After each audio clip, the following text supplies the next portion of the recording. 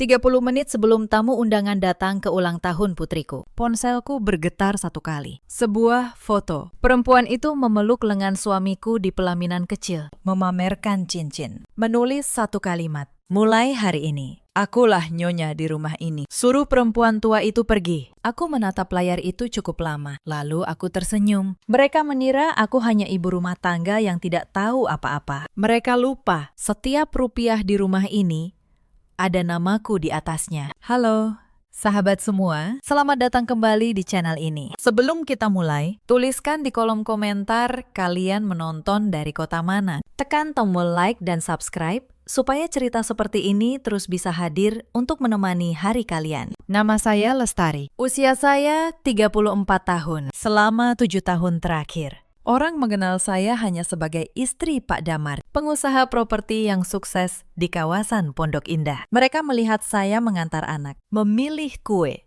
mengatur taman.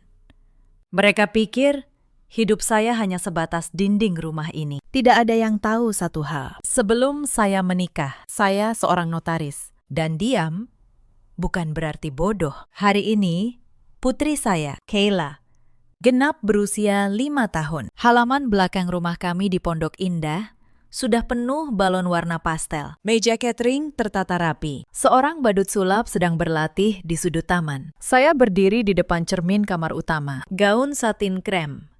Rambut disanggul sederhana. Saya menatap pantulan diri saya sendiri. Dan untuk pertama kalinya dalam berbulan-bulan, saya merasa tenang. Bukan tenang karena bahagia. Tenang karena saya sudah tahu semuanya. Foto perempuan itu bukan kejutan. Itu hanya konfirmasi terakhir. Mari saya ceritakan dari awal. Saya bertemu Damar 8 tahun lalu. Waktu itu, dia bukan siapa-siapa. Seorang lulusan teknik sipil dengan satu ide dan tidak ada modal. Saya yang punya modal. Kami bertemu di sebuah seminar properti kecil di Jakarta Selatan. Dia berdiri di depan, mempresentasikan konsep perumahan sederhana untuk keluarga muda. Idenya bagus, tapi tidak ada yang mau mendanai anak muda tanpa nama. Saya menghampirinya setelah acara. Saya bilang, saya seorang notaris dan saya tahu cara membaca peluang. Saya melihat sesuatu di idenya. 3 bulan kemudian, kami mendirikan perusahaan. 6 bulan kemudian, kami menikah. Saya jatuh cinta bukan pada wajahnya. Saya jatuh cinta pada mimpinya. Dan saya memberikan semua yang saya punya untuk mimpi itu. Tabungan saya, warisan ayah saya yang seorang pengembang kecil, dan kemampuan saya membaca akta serta kontrak. Itulah yang membangun perusahaan Damar dari nol. Tahun-tahun pertama sangat berat. Kami tinggal di rumah kontrakan sempit di Bekasi. Saya yang mengurus dokumen, mengejar izin, menemui pejabat tanah. Sementara Damar mengurus pembangunan di lapangan. Banyak malam kami makan hanya dengan nasi dan telur, menghitung setiap rupiah. Saya ingat satu malam, saat proyek pertama kami hampir gagal karena kekurangan dana. Saya menjual cincin kawin saya sendiri untuk menutup gaji para pekerja. Damar menangis waktu itu. Dia memeluk saya dan berkata, "Suatu hari, semua ini akan kembali padamu berlipat ganda. Tari." Aku janji. Saya percaya janji itu. Selama bertahun-tahun, saya percaya. Perusahaan itu, Damar Karya Properti, didirikan dengan uang saya. Dan karena saya yang mengurus semua dokumen, saya melakukan satu hal yang waktu itu hanya saya anggap kehati-hatian biasa. Semua aset besar saya daftarkan atas nama saya sendiri. Rumah di Pondok Indah, 2 ruko di Kebayoran Baru, tanah di Bintaro, bahkan 51% saham perusahaan. Damar tidak pernah keberatan. Dulu dia bilang, "Kamu otaknya. Tari, aku cuma wajahnya." Dia mencium kening saya waktu mengatakan itu. Saya percaya. Selama bertahun-tahun, saya percaya. Lalu perusahaan tumbuh besar. Proyek demi proyek berhasil. Dari rumah kontrakan di Bekasi, kami pindah ke Pondok Indah. Dari motor butut, Damar punya mobil. Dari anak muda tak dikenal, dia menjadi pengusaha yang dihormati. Dan seiring uang datang, Damar mulai berubah. Awalnya hal kecil, dia pulang lebih malam. Dia bilang, Ada klien dari Surabaya. Ada proyek di Bekasi. Saya mengangguk. Saya menyiapkan makan malam yang selalu dingin sebelum dia sampai. Setahun terakhir, dia hampir tidak pernah memandang saya saat bicara. Matanya selalu di ponsel. Senyumnya selalu untuk orang lain di layar itu. Kemudian datang Sabrina. Sabrina adalah staf keuangan baru di kantor Damar. 26 tahun. Cantik, percaya diri, dan tahu betul cara membuat seorang lelaki merasa muda kembali. Saya pertama kali mendengar namanya dari Mbak Asih, asisten rumah tangga kami yang sudah ikut sejak Kayla lahir. Bu, kata Mbak Asih suatu sore, suaranya pelan. Maaf, saya lancang. Tapi tadi saya antar jas Bapak ke laundry. Ada struk kafe di sakunya, 2 orang. Dan ada pesan di ponselnya yang lupa dia kunci. Saya menatap Mbak Asih. Saya tidak marah, saya hanya bertanya, pesan apa? Dia menunduk. Perempuan itu memanggil Bapak. Sayang, malam itu saya tidak tidur, tapi saya juga tidak menangis sekencang yang orang bayangkan. Esok harinya, saya mencoba sesuatu, bukan untuk memergoki, untuk memastikan. Saya bertanya pada Damar saat sarapan, dengan nada biasa. Mas, akhir pekan ini ada acara kantor tidak? Saya mau ajak Kayla ke rumah nenek. Ada. Jawabnya cepat. Tidak menatap saya. Ada kunjungan proyek ke Bandung. Sabtu Minggu aku menginap di sana. Saya mengangguk. Hati-hati di jalan ya. Mas, Sabtu pagi, dia berangkat dengan koper kecil. Saya melambai dari teras. Lalu, saat mobilnya hilang di tikungan, saya menelpon kantornya. Saya berpura-pura sebagai istri yang ingin mengirim sesuatu untuk acara di Bandung. Resepsionis menjawab dengan ramah. Acara di Bandung. Bu, tidak ada jadwal kunjungan proyek akhir pekan ini. Kantor libur. Bu, saya mengucapkan terima kasih. Lalu menutup telepon. Tangan saya tenang. Hati saya tidak. Tidak ada Bandung. Tidak ada proyek. Hanya kebohongan yang dia ucapkan tanpa berkedip. Di meja makan yang sama, tempat kami dulu menghitung rupiah bersama. Saya bangun, duduk di ruang kerja saya, dan membuka laci paling bawah. Di sana ada map coklat berisi semua akta. Saya membukanya satu persatu. Nama saya, nama saya, nama saya. Di setiap halaman. Saat itu, saya mengambil satu keputusan. Saya tidak akan berteriak. Saya tidak akan memohon, saya akan diam, dan saya akan menunggu mereka menunjukkan wajah asli mereka sepenuhnya. Karena perempuan yang memohon akan dikasihani sebentar, lalu dilupakan. Tapi perempuan yang menyiapkan tidak bisa dihentikan. Esok paginya, saya tetap menyiapkan kopi Damar. Saya tetap tersenyum. Saya tetap bertanya, jam berapa dia pulang? Dan di balik senyum itu, saya mulai mencatat. Minggu pertama, saya menemukan hal pertama. Damar memindahkan dana dari rekening perusahaan ke rekening pribadi yang tidak pernah saya lihat. Jumlahnya 500 juta. Sebagai pemegang saham mayoritas, saya punya akses penuh ke rekening koran perusahaan. Damar lupa itu. Atau dia pikir saya terlalu sibuk dengan dapur untuk memeriksa. Saya cetak mutasi rekening itu. Saya simpan di map coklat. Minggu kedua, dana lagi. 300 juta. Keterangan transfer hanya satu kata, pribadi. Saya tahu kemana uang itu pergi, tapi saya diam. Beberapa hari kemudian, saya mendapat telepon dari Pak Yusuf, manajer operasional yang sudah bekerja di perusahaan sejak awal. Suaranya berat. Bu Lestari, maaf, saya menelpon. Saya tahu Ibu jarang ke kantor sekarang, tapi ada yang harus Ibu tahu. Ada apa? Pak Yusuf, perempuan itu, Sabrina, sekarang sering masuk ke ruang direksi. Dia mulai memerintah staf. Kemarin dia menandatangani persetujuan pengeluaran. Padahal dia hanya staf keuangan junior. Pak Damar membiarkannya. Saya menutup mata sejenak. Terima kasih sudah memberitahu. Pak Yusuf, tolong satu hal. Simpan semua dokumen yang dia tanda tangani. Jangan dibuang. Suatu hari nanti akan berguna. Baik, Bu, jawabnya. Lalu, dia menambahkan pelan. Bu, banyak dari kami yang tahu perusahaan ini berdiri karena Ibu. Kami tidak buta, kami hanya menunggu.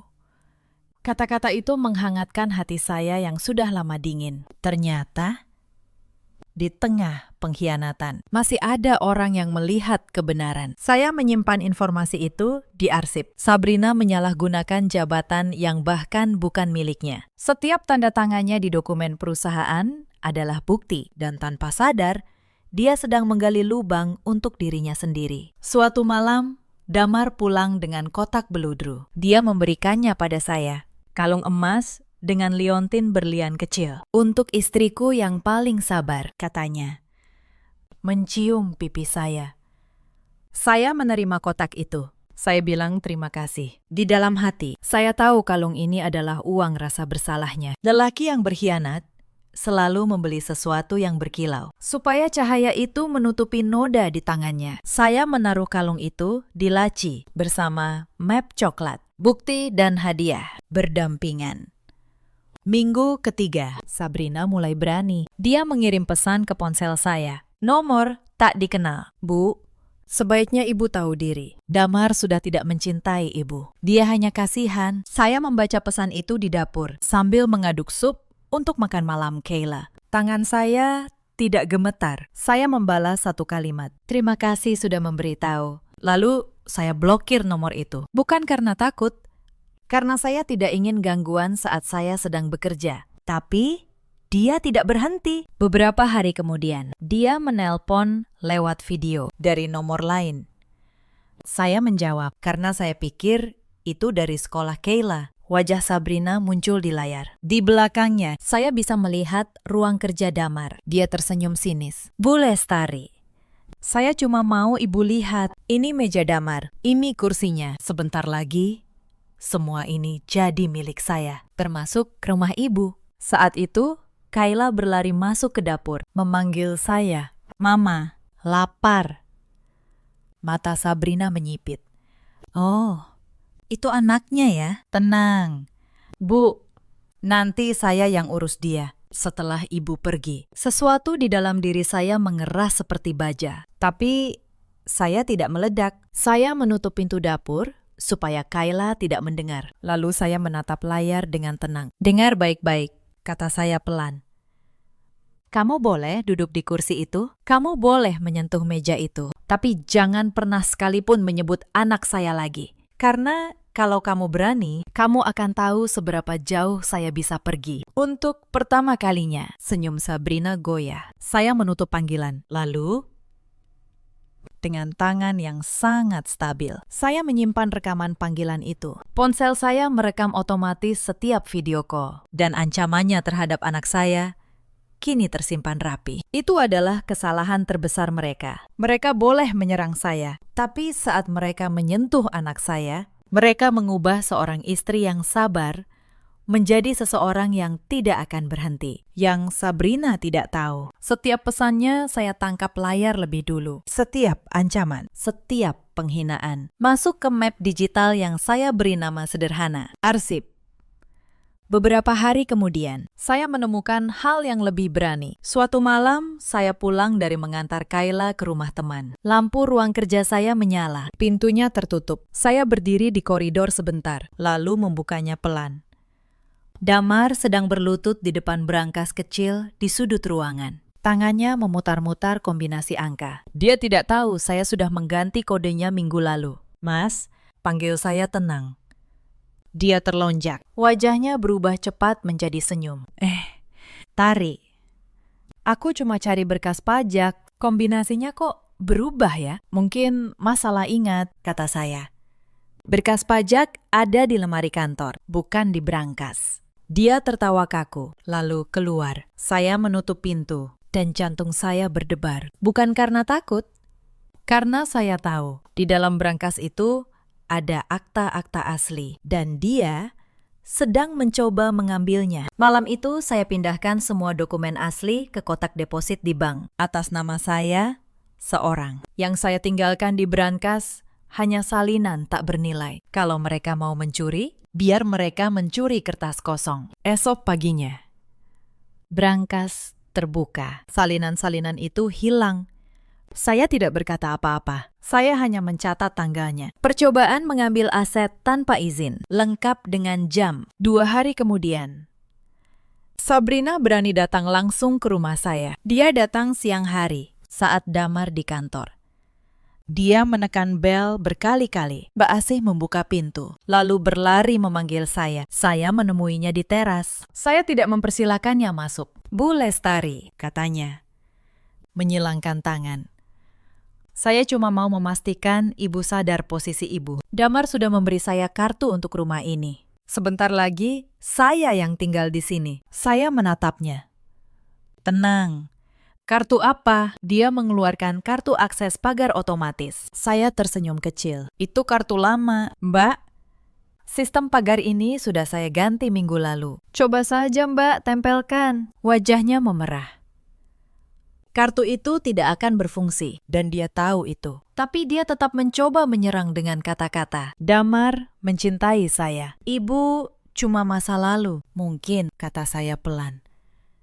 Tapi masa lalu ini yang punya rumah tempat Mbak sedang berdiri. Dia membuka mulut, tapi tidak ada kata yang keluar. Lalu dia pergi dengan langkah cepat. Saya menutup pintu, dan saya menambah satu catatan lagi di arsip. Tanggal, jam, dan kalimat ancaman. Mertua saya, Ibu Damar, datang akhir minggu itu. Namanya Bu Sumarni, 62 tahun. Sejak dulu, dia tidak pernah benar-benar menyukai saya. Tari, katanya sambil duduk di sofa ruang tengah. Kamu ini terlalu kaku. Suami itu butuh perhatian. Kalau Damar cari hiburan di luar, ya salahmu juga. Saya menuangkan teh untuknya. Iya. Bu, Damar cerita sama ibu. Lanjutnya. Ada perempuan muda yang lebih mengerti dia. Mungkin sudah saatnya kamu mengalah demi kebahagiaan Damar. Saya menaruh teko dengan pelan. Ibu menyuruh saya mengalah dari rumah saya sendiri. Bu Sumarni mendengus. Rumah ini rumah Damar. Kamu cuma menumpang nama istri. Saya tersenyum. Saya tidak membantah, karena membantah hanya akan membuat mereka berhati-hati. Dan saya butuh mereka tetap merasa menang. Ibu benar, kata saya.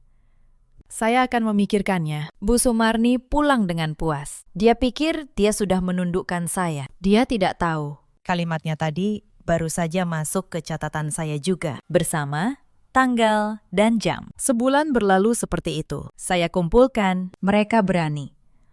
Saya diam. Mereka makin lupa diri. Lalu Damar mulai menyerang dari sisi yang paling menyakitkan. Uang untuk Kayla. Selama ini ada rekening khusus untuk kebutuhan Kayla. Sekolah, dokter, tabungan pendidikan. Suatu hari, saya cek. Saldonya kosong. Damar memindahkan seluruhnya. Hampir 200 juta.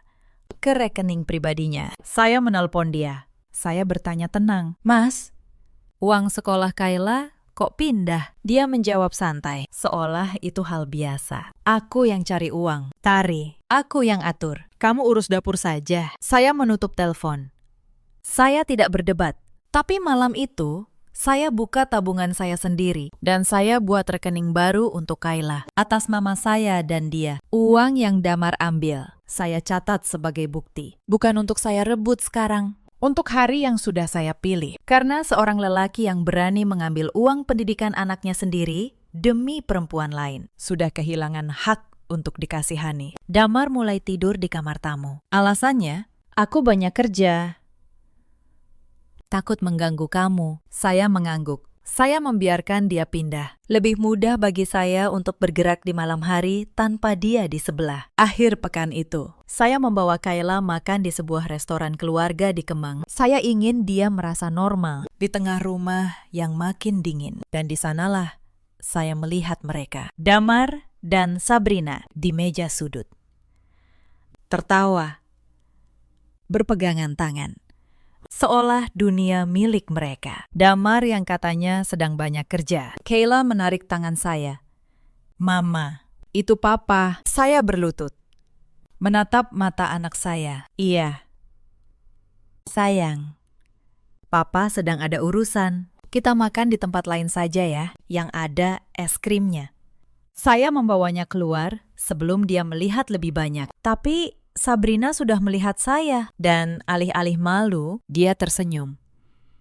Dia melambai kecil ke arah saya dengan tatapan menang. Damar menoleh. Wajahnya pucat sesaat. Lalu dia berpura-pura tidak melihat. Dia memilih untuk pura-pura tidak mengenal istri dan anaknya sendiri di depan perempuan itu saat itu di trotoar Kemang.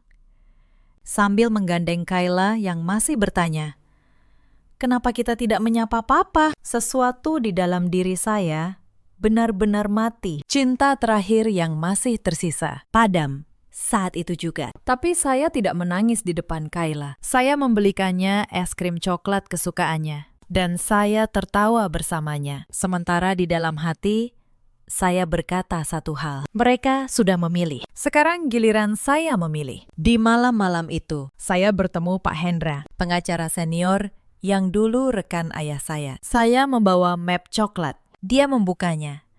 Membaca lembar demi lembar, lalu menatap saya lama. "Bu Lestari," katanya pelan, "kalau semua dokumen ini benar, posisi Anda sangat kuat. Rumah, ruko, tanah, mayoritas saham, semuanya atas nama Anda. Secara hukum, Pak Damar bahkan tidak berhak mengusir Anda dari rumah ini." "Saya tahu, Pakistan," jawab saya.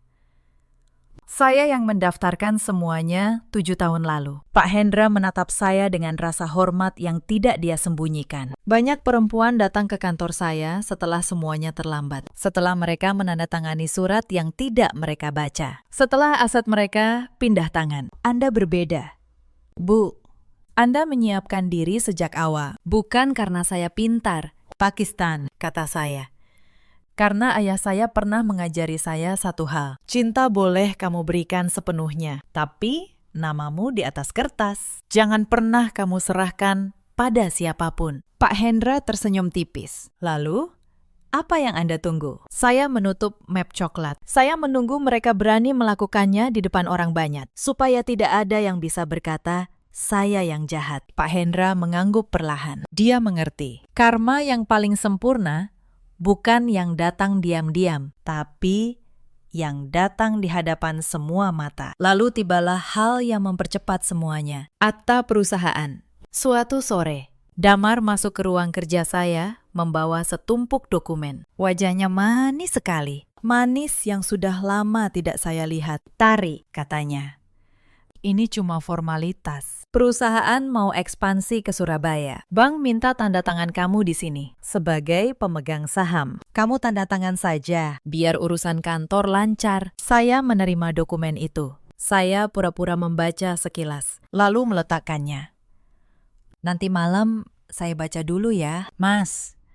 Mata saya capek, senyumnya sedikit memudar. "Jangan lama-lama, Bang, buru-buru."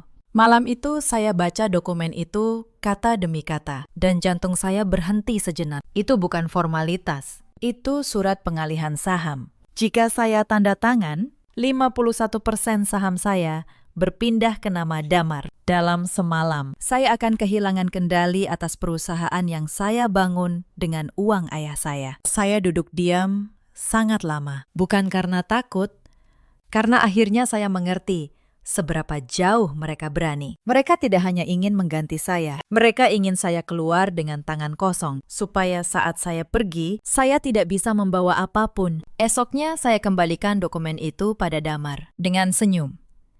"Sudah saya baca, Mas. Saya tanda tangani akhir bulan ya, setelah ulang tahun Kayla. Saya tidak mau pikiran berat saat pesta anak kita." Damar memeluk saya. "Kamu memang istri terbaik." Di balik bahunya, saya menatap kosong ke dinding. Istri terbaik. Kata-kata itu terasa seperti pisau yang dibungkus kain sutra. Malam itu, untuk pertama dan terakhir kalinya, saya memberi Damar satu kesempatan. Saya duduk di sebelahnya di ruang tengah, dan saya bertanya langsung, tenang, tanpa amarah. "Mas, kalau ada sesuatu yang ingin kamu katakan pada saya, katakan sekarang. Apapun itu, saya akan mendengarkan." Dia menatap saya sebentar. Saya melihat sesuatu bergerak di matanya. Mungkin sisa rasa bersalah. Mungkin sisa hati nurani. Untuk 1 detik, saya berpikir dia akan jujur. Saya berpikir, kalau dia mengaku malam ini, mungkin semuanya bisa berbeda. Tapi lalu dia tersenyum. Senyum yang sudah saya kenal. Senyum, bohong. Tidak ada apa-apa, tari. Aku cuma capek kerja. Kamu jangan banyak pikiran. Saya mengangguk pelan. Baik, Mas. Dan saat itu, saya tahu. Saya sudah memberinya pintu untuk pulang. Dan dia memilih untuk menutupnya sendiri. Apapun yang terjadi setelah ini, dia yang memilih.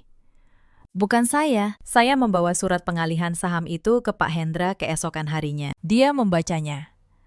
Lalu wajahnya mengeras. Ini bukan lagi soal perselingkuhan, Bu, katanya. Ini percobaan penipuan. Mereka ingin merampas hak Anda secara hukum. Untunglah Anda tidak menandatanganinya. Saya tidak akan menandatanganinya. Pakistan, kata saya.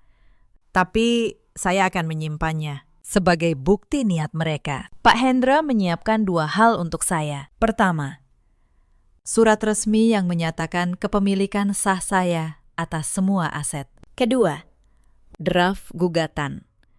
Lengkap. Tinggal diajukan. Kapan Anda mau bergerak? Tanyanya. Saya menatap kalender di dinding. Saat ulang tahun anak saya. Saat semua keluarga berkumpul. Saat mereka paling yakin sudah menang. 10 hari menjelang pesta. Damar makin sering tidak pulang. Bu Sumarni makin sering datang. Mengatur-atur dekorasi. Seolah rumah ini sudah miliknya. Suatu sore, saya pulang dan menemukan sesuatu yang membuat darah saya dingin. Di kamar tamu ada koper. Bukan koper saya. Bukan koper Damar. Saya membukanya. Pakaian perempuan, gaun-gaun mahal, dan di atasnya sebuah amplop berisi kunci cadangan rumah. Bu Sumarni muncul di belakang saya tanpa rasa bersalah. Itu barang Sabrina. Dia akan mulai tinggal di sini minggu depan. Lebih cepat kamu terima. Lebih baik untuk semua. Saya menutup koper itu pelan. Ibu memasukkan perempuan lain ke rumah ini. Saat saya dan cucu ibu masih tinggal di dalamnya. Cucu. Bu Sumarni tertawa pendek. Kayla akan diasuh Sabrina. Anak butuh ibu yang bisa mendampingi suaminya. Saya tidak menjawab. Saya hanya mengangkat koper itu, membawanya ke teras, dan meletakkannya di luar pagar. Sampaikan pada Sabrina. Barangnya menunggu di jalan. Bu Sumarni marah besar. Tapi saya sudah masuk dan mengunci pintu. Dan di dalam hati, saya berterima kasih. Mereka baru saja memberi saya satu bukti lagi yang sangat kuat. Niat mengusir saya dan merebut anak saya dengan saksi. 3 hari kemudian, Damar mencoba langkah terakhirnya sebelum pesta. Dia mengajukan ide menjual rumah. Tari, rumah ini terlalu besar, katanya saat sarapan. Nadanya dibuat ringan. Lebih baik kita jual, uangnya kita bagi. Kamu bisa beli tempat yang lebih kecil untuk kamu dan Kayla. Saya meletakkan cangkir saya. Menjual rumah perlu tanda tangan pemiliknya. Mas. Ya. Makanya aku ngomong sama kamu. Saya tersenyum tipis. Dia bahkan tidak sadar apa yang baru saja dia katakan. Dia mengira dia yang pemilik. Dia lupa untuk menjual rumah ini. Satu-satunya tanda tangan yang dibutuhkan adalah tanda tangan saya. Dan tanda tangan itu tidak akan pernah dia dapatkan. Nanti kita bicarakan setelah ulang tahun Kayla ya. Mas, kata saya manis. Sama seperti sebelumnya. Selalu setelah ulang tahun Kayla. Saya tahu kenapa Bu Sumarni ingin pesta yang besar. Dia ingin semua orang melihat. Dan tanpa sadar, dia sedang menyiapkan panggung untuk saya. Saya menyetujui semua. Undangan 200 orang. Relasi bisnis. Keluarga besar. Tetangga Pondok Indah. Saya bahkan menambah daftar tamu. Saya undang notaris kenalan saya. Saya undang Pak Hendra. Saya undang 2 orang dari bank yang dulu memproses saham perusahaan atas nama saya. Damar tidak curiga. Dia pikir mereka tamu biasa. 3 hari sebelum pesta, Sabrina mengirim foto lagi. Kali ini ke ponsel Mbak Asih. Mungkin berharap akan sampai ke saya lewat orang lain. Foto Sabrina di kantor Damar. Duduk di kursi direktur, menulis. Sebentar lagi, kursi ini resmi jadi milikku. Mbak Asih menunjukkannya pada saya dengan tangan gemetar. Bu, perempuan ini keterlaluan. Saya menatap foto itu. Lalu saya menepuk tangan Mbak Asih. Tidak apa-apa, Mbak. Biarkan dia duduk di kursi itu sebentar lagi. Kursi itu juga atas nama saya. Mbak Asih menatap saya, bingung. Lalu, Perlahan, dia mengerti. Dan untuk pertama kalinya dalam berminggu-minggu, dia tersenyum. Malam sebelum pesta, saya memeriksa map coklat untuk terakhir kalinya. Mutasi rekening, tangkapan layar pesan, surat pengalihan saham yang gagal, akta-akta asli, surat dari Pak Hendra, rekaman video call. Semua rapi, semua urut.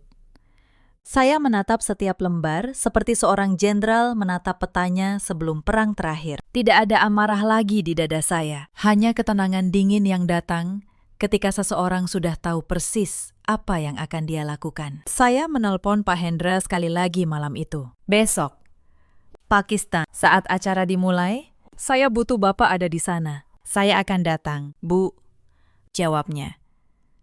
Bersama notaris dan 2 saksi dari bank, seperti yang Anda minta. Anda yakin dengan caranya? Sangat yakin. Pakistan, kata saya.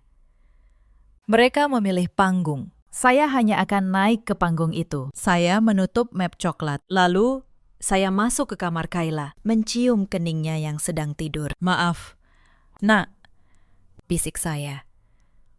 Besok mungkin ramai, tapi Mama melakukan ini supaya tidak ada yang bisa mengusir kita dari rumah kita sendiri. Kayla bergerak sedikit dalam tidurnya, lalu kembali tenang. Saya menatap wajahnya lama, wajah yang tidak tahu apa-apa tentang badai yang akan datang esok hari. Lalu saya keluar, dan saya tidak tidur sampai pagi. Pagi hari pesta, rumah penuh suara, pramusaji berlarian, balon mengambang. Aroma kue coklat memenuhi udara. Bu Sumarni datang pagi-pagi, mengenakan kebaya terbaiknya. Mengatur tamu seolah dialah tuan rumah. Damar berkemeja biru, tampan.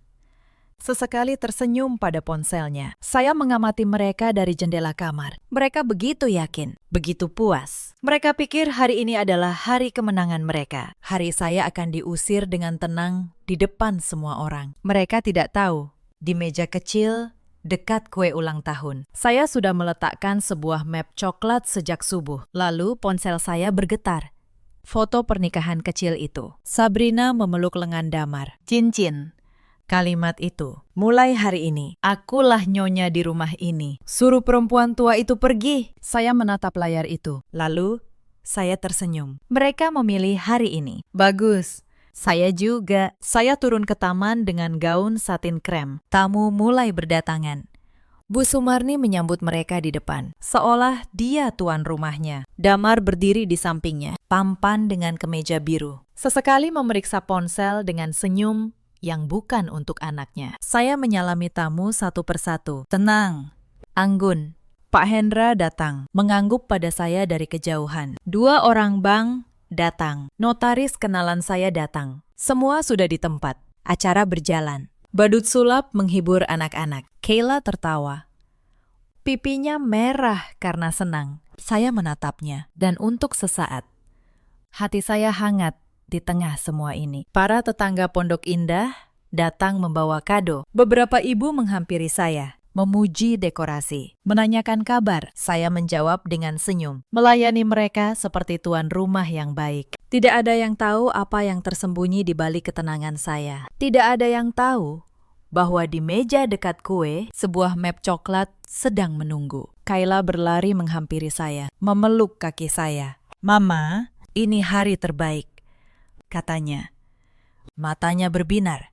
Saya berlutut, mencium pipinya. Iya, sayang, hari terbaik. Dan Mama janji, mulai hari ini, semuanya akan baik-baik saja. Saya tidak berbohong padanya. Saya hanya belum memberitahunya bahwa baik-baik saja itu harus dimulai dengan sebuah badai. Lalu, di tengah pesta, sesuatu yang bahkan tidak saya rencanakan terjadi. Sabrina datang. Dia masuk ke taman dengan gaun merah menyala. Terlalu mencolok untuk ulang tahun anak. Semua mata menoleh.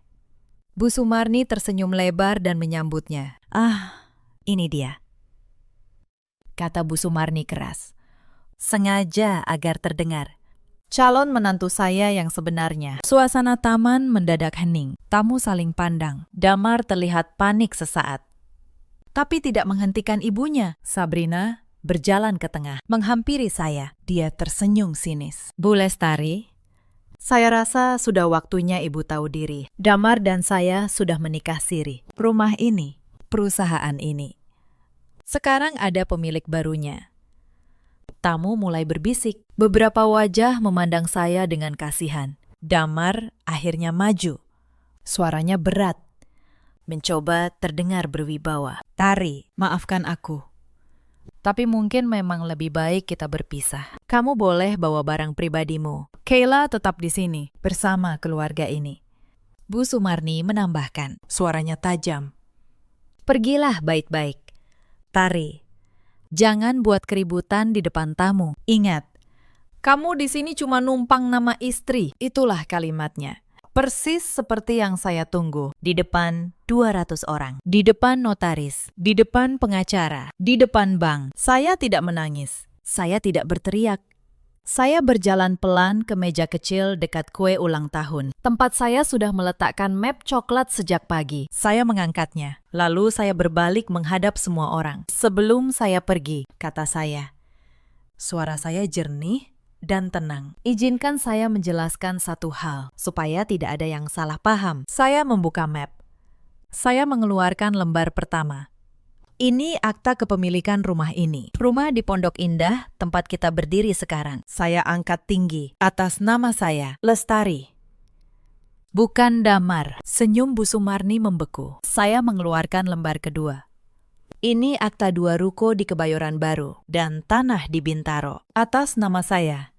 Tangan saya tidak gemetar sedikit pun. Suara saya mengisi taman yang hening. Tidak ada lagi musik. Badut sulap berhenti di sudut. Anak-anak dibawa masuk oleh para pramusaji. Yang tersisa hanya orang dewasa. Dan mata mereka semua tertuju pada kertas-kertas di tangan saya. Saya keluarkan lembar ketiga. Dan ini sertifikat saham. 51% Damar Karya Properti. Pemegang mayoritas. Atas nama saya, tamu terdiam total. Damar pucat pasi. Sabrina menatap kertas-kertas itu. Senyumnya hilang. Perusahaan ini saya dirikan dengan warisan ayah saya. Kata saya. Saya yang membangunnya. Saya yang mengurus setiap dokumen. Dan 7 tahun lalu, saya mendaftarkan semuanya atas nama saya. Bukan karena saya curiga, tapi karena saya seorang notaris dan saya tahu satu hal yang tidak pernah kalian tahu. Kertas tidak pernah berbohong. Saya menoleh ke Damar. Kamu bilang, aku cuma numpang nama istri. Tapi kenyataannya, Mas, kamulah yang selama ini menumpang di rumah saya. Damar membuka mulut, tapi tidak ada suara yang keluar. Wajahnya yang tadi penuh percaya diri, kini seperti kehilangan semua tulangnya. Saya mengeluarkan lembar berikutnya, mutasi rekening. Dalam 3 bulan terakhir, kamu memindahkan 800 juta dari rekening perusahaan ke rekening pribadimu. Termasuk 200 juta dari rekening pendidikan anak kita sendiri. Sebagai pemegang saham mayoritas, saya punya semua catatannya. Gumaman di taman makin keras. Saya mendengar seseorang berkata pelan, uang sekolah anaknya sendiri. Beberapa relasi bisnis Damar saling pandang, lalu menatapnya dengan jijik. Saya menoleh kedua orang bank yang berdiri di antara tamu. Mereka mengangguk membenarkan. Lalu, saya mengeluarkan lembar terakhir, surat pengalihan saham yang gagal. Dan ini, kata saya. Surat yang kamu minta saya tanda tangani minggu lalu. Kamu bilang ini formalitas bank, padahal ini surat untuk memindahkan seluruh saham saya ke namamu. Kalau saya tanda tangan, hari ini saya benar-benar keluar dengan tangan kosong, seperti yang kalian rencanakan. Saya menatap mereka satu persatu. Saya tidak menandatanganinya. Saya menyimpannya. Sebagai bukti, saya belum selesai. Saya membuka map digital di ponsel saya. Dan saya membacakan satu persatu. Tanggal 12, Sabrina mengirim pesan menyuruh saya tahu diri. Tanggal 19, Ibu Sumarni menyuruh saya mengalah dari rumah saya sendiri. Tanggal 25, koper pakaian perempuan ini dimasukkan ke rumah saya dengan rencana mengambil alih pengasuhan anak saya. Semuanya tercatat, lengkap dengan jam. Setiap kalimat saya seperti palu kecil. Wajah Bu Sumarni memutih. Sabrina mundur selangkah. Pak Hendra melangkah maju dari kerumunan, membuka map kulitnya sendiri. Selamat siang. Saya Hendra, pengacara Ibu Lestari. Saya perlu sampaikan, percobaan pengalihan aset secara menipu seperti ini bisa diproses secara pidana. Begitu juga upaya mengambil dana tanpa hak. Dan semua dokumen sudah lengkap. Ada saksi dari pihak bank dan notaris yang hadir di sini hari ini. 2 orang bank mengangguk. Notaris kenalan saya melangkah maju dan berkata, "Saya bersaksi keabsahan semua akta ini. Semuanya sah atas nama Ibu Lestari." Wajah Damar runtuh sepenuhnya. Dia melangkah ke arah saya. "Tari, tunggu. Kita bisa bicara. Ini salah paham." Saya mengangkat tangan. Tidak ada yang salah paham. "Mas, semuanya sangat jelas. Kamu dan ibumu menyuruh saya pergi dari rumah saya sendiri di depan 200 orang. Jadi sekarang saya yang akan meminta kalian pergi." Saya menoleh ke Bu Sumarni yang berdiri kaku. "Ibu bilang saya hanya menumpang nama. Sekarang ibu boleh memilih. Pergi baik-baik atau saya antar dengan surat resmi." Sabrina yang sejak tadi diam tiba-tiba berbalik menatap Damar. "Kamu bilang semua ini milikmu. Kamu bilang aku akan jadi nyonya rumah ini. Kamu bohong padaku." Damar tidak bisa menjawab.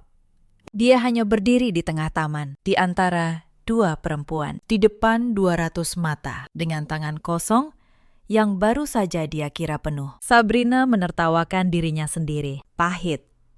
Jadi kamu tidak punya apa-apa. Aku meninggalkan kerjaanku, menghancurkan namaku, demi lelaki yang bahkan rumahnya bukan miliknya." Dia mengambil tasnya, melepas cincin di jarinya, dan melemparnya ke kaki Damar. Lalu dia berjalan keluar dari taman tanpa menoleh. Gaun merahnya menghilang di balik pintu pagar. Tamu mulai berbisik, lalu satu persatu pamit dengan canggung. Relasi bisnis Damar menatapnya dengan pandangan yang sudah berubah. Mereka datang untuk seorang pengusaha sukses. Mereka pulang setelah melihat seorang lelaki yang ternyata tidak memiliki apapun. Bu Sumarni mencoba satu kalimat terakhir. "Tari, kita ini keluarga. Kamu tidak boleh begini sama ibu." Saya menatapnya tenang.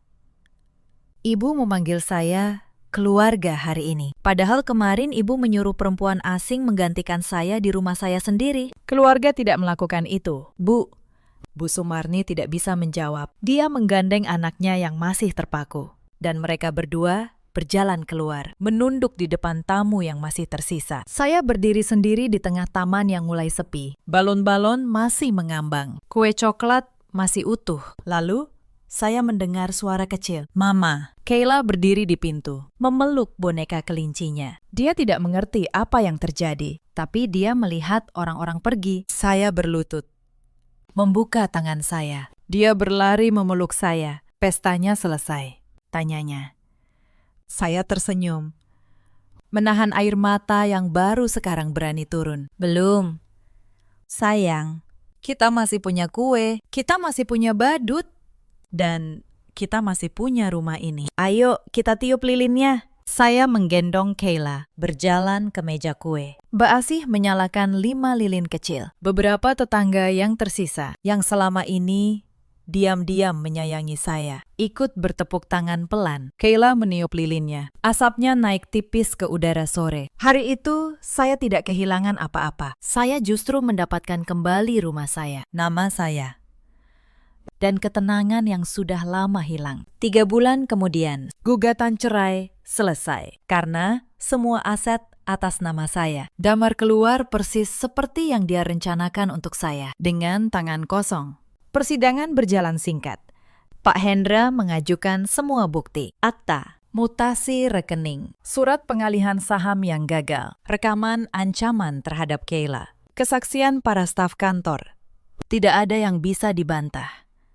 Hakim bahkan tidak butuh waktu lama untuk memutuskan. Hak asuh Kayla jatuh sepenuhnya pada saya. Perusahaan tetap berjalan di bawah kendali saya. Saya tunjuk direktur baru yang jujur, Pak Yusuf, manajer lama yang dulu menelpon saya. Saya tahu dia setia, dan saya tahu dia layak. Para staf yang dulu diam-diam menunggu, kini bekerja dengan tenang. Dalam setahun, perusahaan tumbuh lebih sehat dari sebelumnya, dan saya ganti namanya, Lestari Property. Damar pindah ke kontrakan kecil di pinggiran kota, tanpa modal, tanpa nama, tanpa relasi yang masih mau mempercayainya. Para relasi bisnis yang dulu menghormatinya, kini menghindarinya.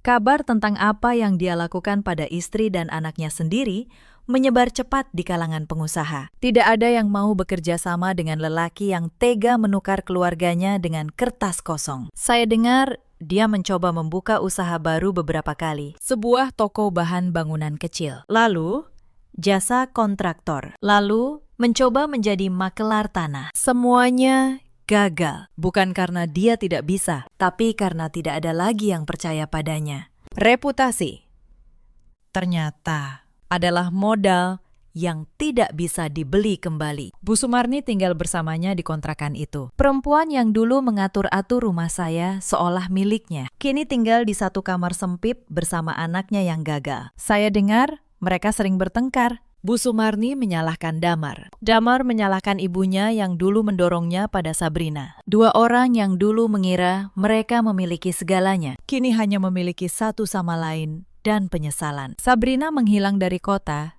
tidak lama setelah pesta itu. Saat tahu Damar tidak punya apa-apa, dia pergi dalam hitungan hari. Saya dengar dia kembali ke kampung halamannya di Jawa Tengah. Perempuan yang dijanjikan istana dan akhirnya pulang tanpa apapun. Saya tidak membencinya lagi. Dia hanya percaya pada janji seorang lelaki yang bahkan tidak jujur pada istrinya sendiri. Dan saya tetap di rumah saya di Pondok Indah bersama Kayla. Saya kembali bekerja sebagai notaris. Profesi yang dulu saya tinggalkan demi mimpi orang lain. Sekarang saya membangun mimpi saya sendiri. Mbak Asih masih bersama kami. Kini bukan lagi sebagai pembantu, tapi sebagai keluarga. Rumah ini terasa lebih ringan sekarang, lebih tenang, lebih milik kami. Kayla tumbuh menjadi anak yang ceria. Suatu hari dia bertanya tentang ayahnya. Saya tidak pernah menjelekkan Damar di depannya. Saya hanya bilang, kadang orang dewasa membuat pilihan yang salah. Dan yang penting adalah kita tetap memilih untuk menjadi baik. Dia mengangguk. Lalu, kembali bermain. Anak-anak punya cara sendiri untuk sembuh. Dan saya bersyukur. Dia tumbuh di rumah yang penuh ketenangan, bukan ketakutan. Di luar sana, ada banyak perempuan yang sedang diam-diam menahan sakit. Mengira diam adalah kelemahan. Saya ingin kalian tahu, diam bukan kelemahan. Diam bisa menjadi tempat kalian menyiapkan kekuatan. Cerita ini mengajarkan satu hal sederhana. Jangan pernah meremehkan perempuan yang tenang. Dan jangan pernah mengira bahwa seseorang yang memilih untuk tidak berteriak berarti tidak punya apa-apa untuk dikatakan. Kadang, orang yang paling pendiam di ruangan adalah orang yang paling banyak menyimpan. Dan ketika dia akhirnya bicara, tidak ada satupun yang bisa menyangkalnya. Ada banyak suami di luar sana seperti Damar yang menukar permata dengan kerikil, lalu menyesal saat sadar permata itu yang sejak awal menopang hidupnya. Dan ada banyak orang yang lupa bahwa apa yang ditanam suatu hari pasti dituai. Dalam hidup kita selalu punya pilihan. Lestari memilih untuk bertahan dengan tenang dan menang dengan terhormat. Bagaimana dengan kalian? Pernahkah kalian meremehkan kekuatan seseorang yang memilih untuk diam? Ceritakan kisah kalian di kolom komentar. Terima kasih sudah menemani sampai akhir cerita ini.